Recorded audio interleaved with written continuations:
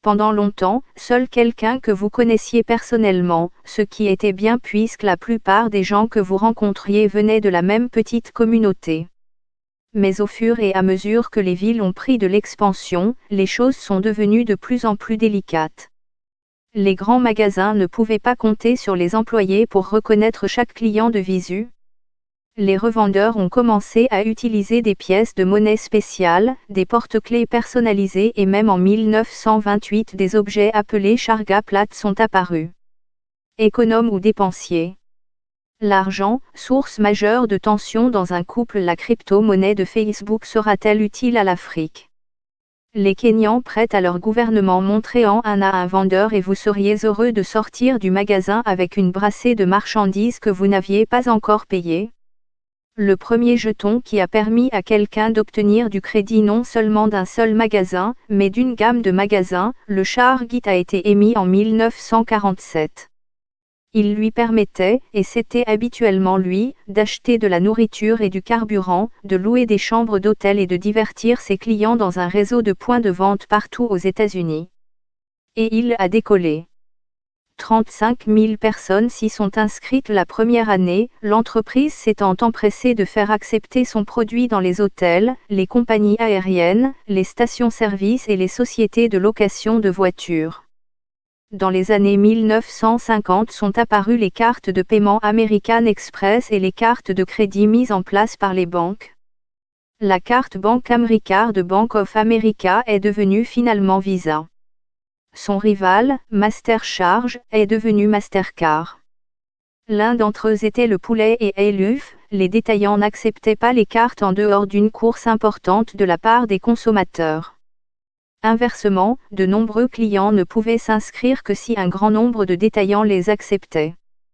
Pour surmonter cette inertie, la Bank of America a fait l'expérience, en 1958, d'envoyer par la poste une carte de crédit en plastique à chacun de ses clients de Fresno, en Californie. 60 000 d'entre eux. Chaque carte avait une limite de crédit de $500, sans poser de questions, plus près de $5 000 en termes contractuels actuels. Ce geste audacieux a été connu sous le nom de Fresno Drop. La banque a subi des pertes, bien sûr, à cause de prêts en souffrance et de fraudes flagrantes de la part de criminels qui ont simplement volé les cartes dans les boîtes aux lettres des clients. Mais le Fresno Drop a été rapidement imité. Les banques ont épongé les pertes et, à la fin de 1960, la Bank of America à elle seule avait 1 million de cartes de crédit en circulation. La série 50 Think That Made the Modern Economy de la BBC met en lumière les inventions, les idées et les innovations qui ont contribué à créer le monde économique dans lequel nous vivons. Elle est diffusée sur BBC World Service. Vous pouvez trouver plus d'informations sur les sources de l'émission et l'écouter en ligne ou vous abonner au podcast de l'émission.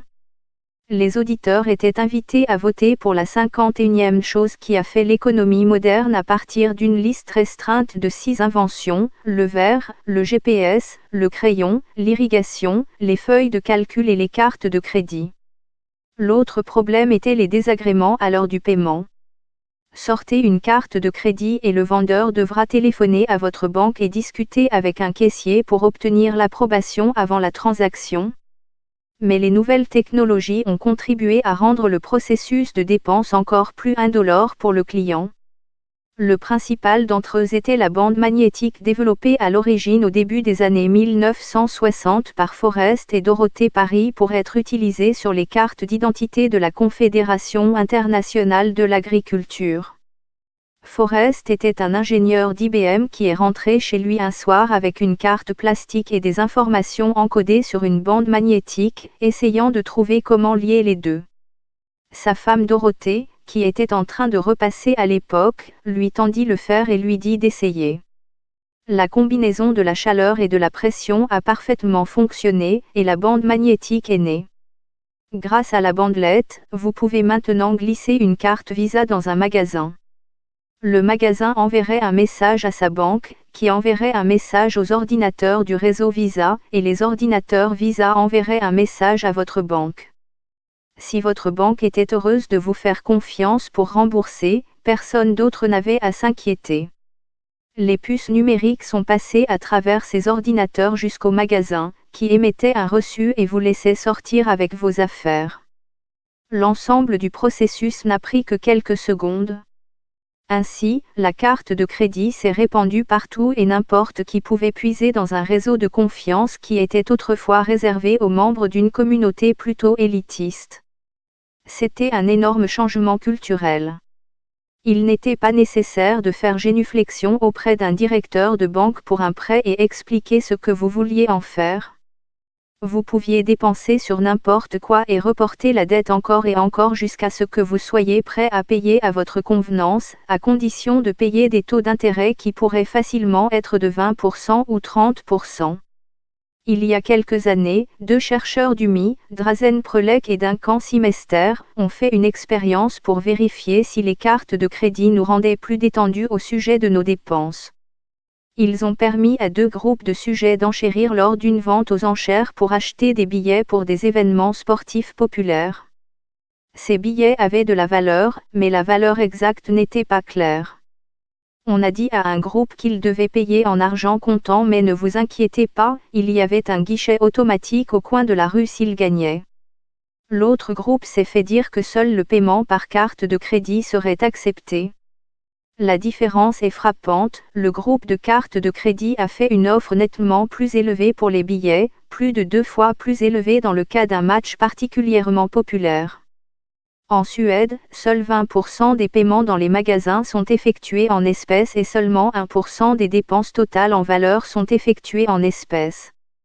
Maintenant, pour de nombreuses transactions, l'argent physique ne suffit pas, une compagnie aérienne, une société de location de voitures ou un hôtel voudra votre carte de crédit, pas votre argent comptant.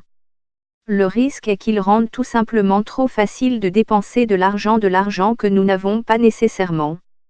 La rotation du crédit, cette caractéristique distinctive d'une carte de crédit, est maintenant d'environ 860 milliards de dollars US aux États-Unis, soit plus de 2500 dollars US pour chaque adulte américain.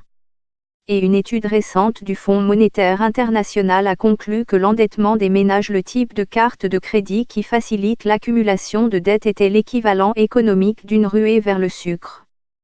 C'était bon pour la croissance à court terme, mais mauvais sur un horizon de 3 à 5 ans, tout en rendant les crises bancaires plus probables.